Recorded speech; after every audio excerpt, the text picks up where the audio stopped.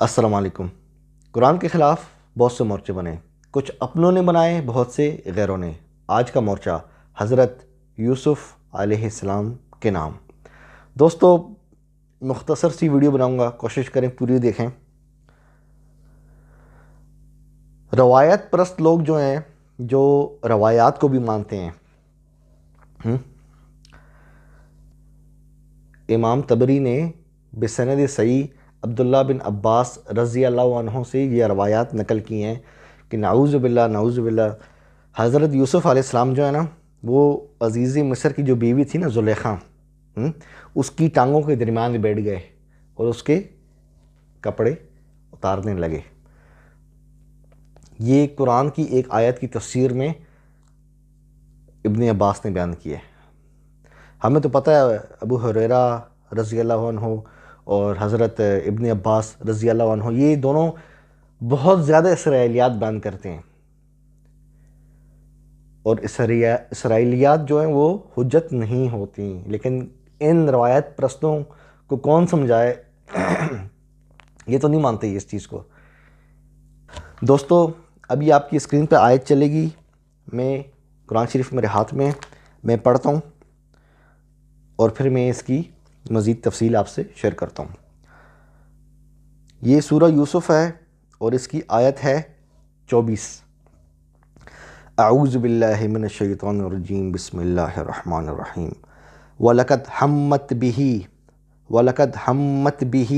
وَحَمَّ بِهَا لَوْلَا أَن رَأَىٰ بُرْهَانَ رَبِّهِ كَذَلِكَ لِنَصْرِفَ عَنْهُ السُّوءَ وَالْفَحْشَاءَ إِنَّهُ مِنْ عِبَادِنَا الْمُخْلَصِينَ۔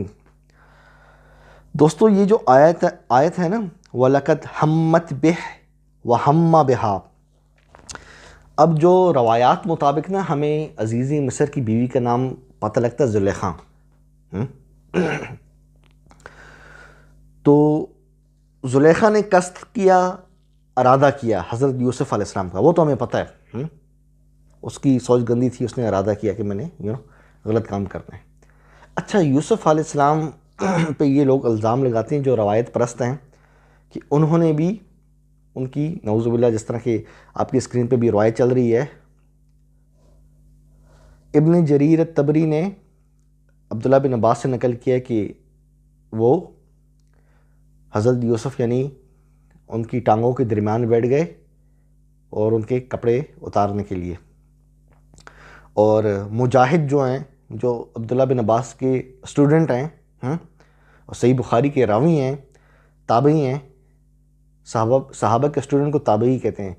یہ جو تابعی ہے مجاہد، یہ کہتا ہے کہ وہ شلوار اتارنے کے لیے بیٹھ گئے۔ سروال کا لفظ بھی آپ دیکھ پا رہے ہیں اپنی اسکرین پہ۔ یہ اگلی روایت بھی ابن جریر الطبری صاحب نے اپنی سند سے نقل کی ہے۔ تو دوستو، روایت پرست کیا سوچتے ہیں یہ تو آپ کو پتہ لگ گیا، لیکن قرآن کچھ اور کہہ رہا ہے۔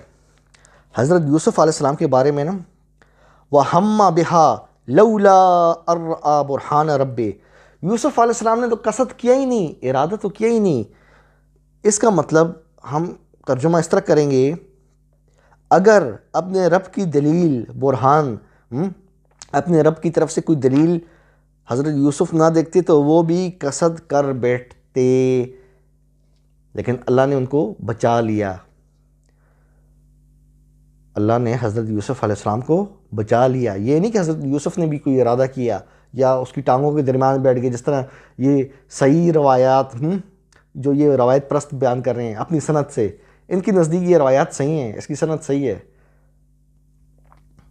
قرآن یہ کہہ رہا ہے کہ اگر رب کی دلیل، رب کی طرف سے وہ برہان دلیل نہ دیکھتے تو وہ بھی قصد کر بیٹھتے، لیکن اللہ نے ان کو بچا لیا، اور اللہ ہمیشہ اپنے پیغمبروں کو بچاتا ہے۔ اگلی پوری آیت دیکھیں، کذالک، اسی طرح، لنصرف عنہ السوء والفحشاء، ہم نے یوں ہی کیا اس سے برائی اور بے حیائی کو دور کر دیا، اللہ نے بچا لیا۔ انہو، کون؟ یوسف علیہ السلام، من عبادنا المخلصین، ہمارے چنے ہوئے بندوں میں سے، مخلص بندوں میں سے تھا۔ دوستو، قرآن کے مطابق یوسف علیہ السلام چنے ہوئے مخلص بندوں میں سے تھا اور اللہ نے ان کو بچا لیا۔ حضرت یوسف علیہ السلام نے کوئی ارادہ نہیں کیا، نہ عزیز مصر کی بیوی کی ٹانگوں کے درمیان بیٹھے، نہ ہی کپڑے اتارے، جیسا کہ یہ روایات جو آپ کی اسکرین پہ چل رہی ہیں ان کے مطابق۔ انجینئر علی مرزا یا مفتی طارق مسعود، کبھی کسی نے آپ کو یہ بات بتائی ہے؟ نہیں بتائی نا، چھپاتے ہیں۔ کب تک چھپائیں گے؟ کب تک چھپائیں گے؟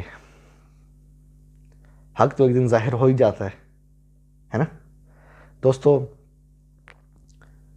یہ ساری روایات اسرائیلیات میں سے ہیں، ان پہ لگے گا کانٹا ہمارے نزدیک۔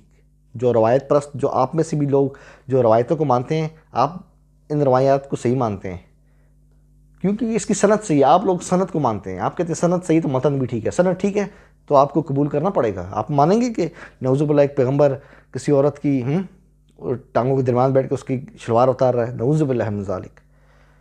میں تو بولتے ہوئے کانپ رہا ہوں، اور آپ لوگوں نے تو لکھا ہے اور مان بھی رہے ہو۔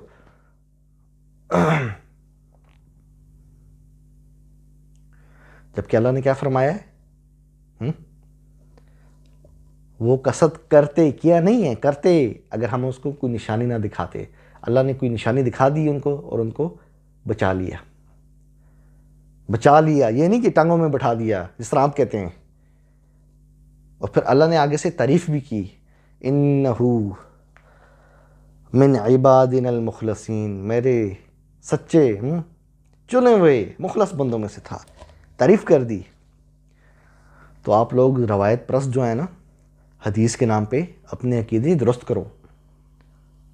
اگر انہی عقائد کے ساتھ آپ اللہ کے پاس چلے گئے تو آگے اگلی بات تو اللہ ہی جانتا ہے غیب کی کیا ہونا ہے، لیکن میرا مقصد آپ کو آگاہ کرنا تھا۔ واپس قرآن کی طرف پلٹو۔ آپ کہتے ہیں نا یہ احادیث ہے نبی کی، نبی کی احادیث بھائی ہے ہی نہیں، یہ نبی کی حدیث ہے ہی نہیں۔